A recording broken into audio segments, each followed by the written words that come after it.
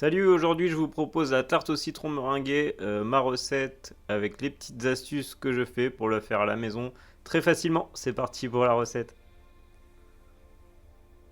Donc, on va commencer par la pâte sablée, j'ai mis mon beurre et mon sucre pommade à tourner.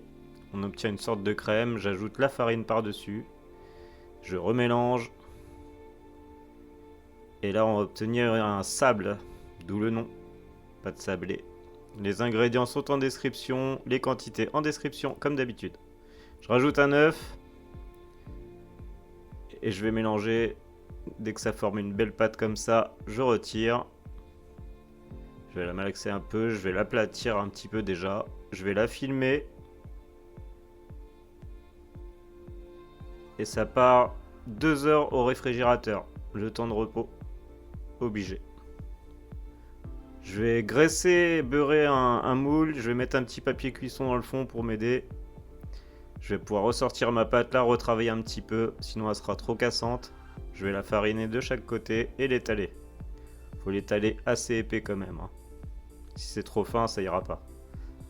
Je vais pouvoir la déposer dans mon moule.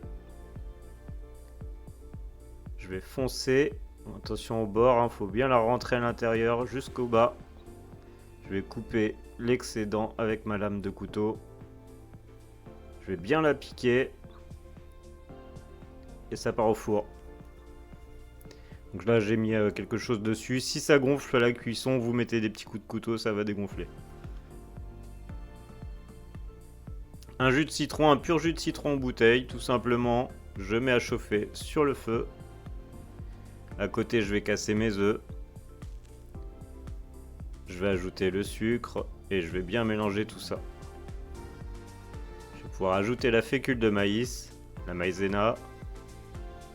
Et je vais bien mélanger encore. Alors ce sera un petit peu plus dur, faut plus qu'il y ait de morceaux de maïzena. C'est un petit peu plus long. Une fois que mon citron est chaud, je me verse dans mon mélange précédent. Un petit peu, hein, j'en laisse un peu dans le fond.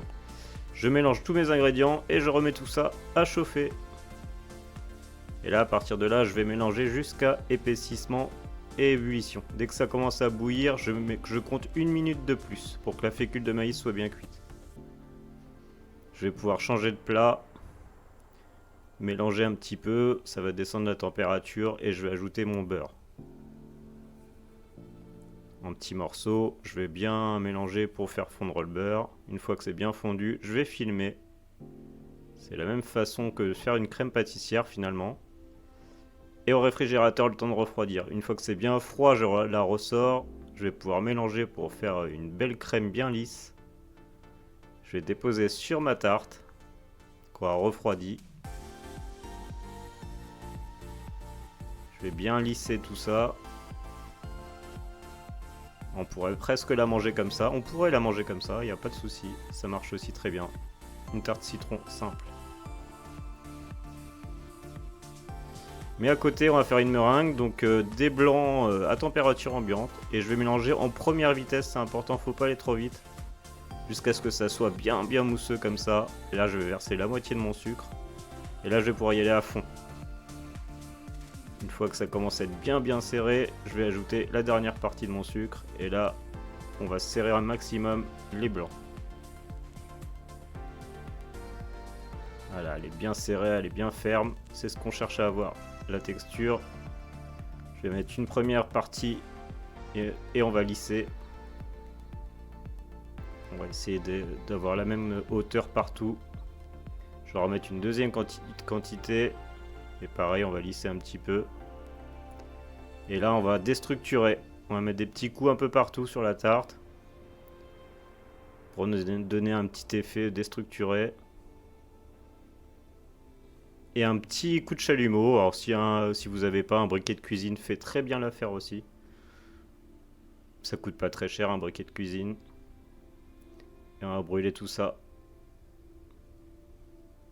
Et on obtient une super tarte citron meringuée délicieuse. Salut!